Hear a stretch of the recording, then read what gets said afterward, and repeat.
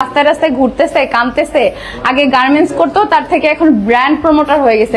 যেহেতু এই ড্রেসটার নাম হলো লাভ হার্ট, অবশ্যই তার লাভ থাকবে। একটা লাভ তোমরা পেয়ে যাবে। আগে রাস্তায় রাস্তায় ঘুরতো, গার্মেন্টসে কাজ করত, আর এখন ব্র্যান্ড প্রমোটার হয়ে গেছে। আমার জন্য আজকে আখির এই অবস্থান। আগে ওকে কে চিনতো? এই আমার জন্য ওকে সকলে চিনেছে। এবার লাইভে এসে তিশা আখিকে নিয়ে এই কথাগুলোই বলল। তো আর কি কি বললো বিস্তারিত জানতে হলে ভিডিওটা স্কিপ না করে শুরু থেকে শেষ পর্যন্ত আমাদের সঙ্গেই থাকুন।